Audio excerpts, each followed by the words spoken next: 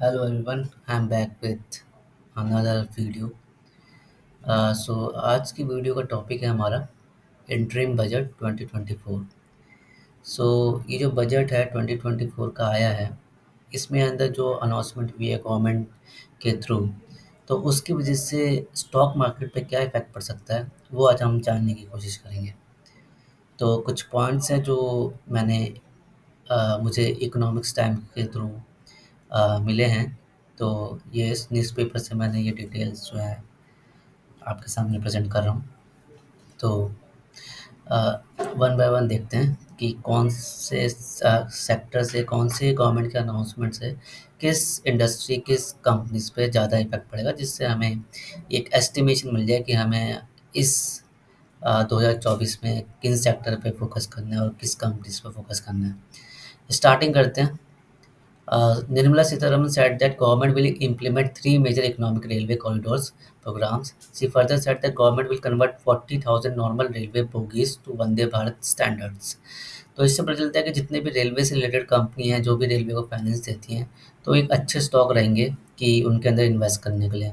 Sitharaman announce expansion of लखपति दीदी scheme for self help group worker who earn a sustainable income of at least 1 lakh rupees a year. In her budget speech, Sitaraman said that Lakpati Didi scheme, which was initially set at 2 crore women, has been enhanced to 3 crore women. Women को यहाँ पर priorities दी जा रही हैं। जितने भी companies जो हैं जहाँ पर ज़्यादातर वुमेन्स काम करती हैं, तो उनके लिए एक एडवांटेज रहेगा। The finance minister announce that allocating for big infrastructure project to be taken up in 2024-25 will be raised to rupees 11.1 lakh crore. This would be 3.4% of the GDP. बहुत बड़ी बात है कि जितने भी इंफ्रास्ट्रक्चर से रिलेटेड कंपनी है हमारी ये, चाहे वो डीएलएफ हो गई या अदर जो गवर्नमेंट्स कंपनी है, उनके अंदर पैसा लगाने का ये सही टाइम है, क्योंकि इस पे बहुत ज़्यादा एक हैवी अमाउंट जो है कंपनीज अपने बजट में डाल रही है कि वो जो है अपने प्रोजेक्ट्स बनाएंगी। तो वो प्रोजेक्ट्स अपने जो है भी एक काम इंडिया के अंदर होंगे, तो उसके लिए डेफिनेटली वो कंपनी से टाई अप करेंगे उन प्रोजेक्ट्स के लिए। तो कंपनी के पास डिमांड आएगी, उनके पास काम आएगा, तो ऑटोमेटिकली उनकी जो उनको फंड की ज़रूरत पड़ेगी वो स्टॉक मार्केट में तो स्टॉक मार्केट से वो पैसा जनरेट करेंगे। तो ये अच्छा इंफॉर्मेशन है इन्वेस्टर के लिए, इंफ्रास्ट्रक्चर प्रोजेक्ट के लिए।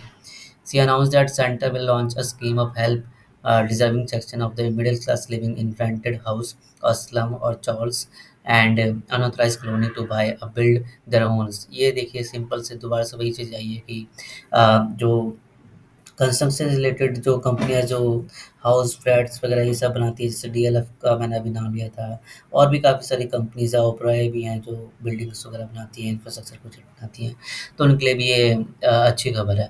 Sitharaman said that government will launch a new scheme to strengthen deep tech for defense sector. The government has also increased the defense budget this year by 6.2 lakh crore.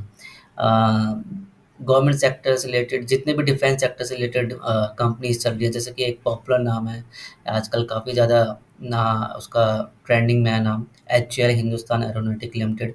काफ़ी उस अच्छा opportunity है कि उस sector में, defence sector में के related जितनी भी कंपनियाँ इंडिया में चल रही हैं उनके अंदर पैसा लगाने के लिए, क्योंकि यहाँ पर एक अच्छा अमाउंट जो है इन्वेस्ट किया जा रहा है गवर्नमेंट के थ्रू इस सेक्टर इस इंडस्ट्री में। तो अल्टीमेटली जो काम आएगा वो गवर्नमेंट की कंपनीज़ के पास ही आएगा, और मेक इन इंडिया के लिए तो काफ़ी ज़्यादा मोदी गवर्नमेंट जो है प्रमोट कर रही है। During her budget speech, Sitharaman said that India is negotiable bilateral investment treaties with different countries to promote foreign inflows.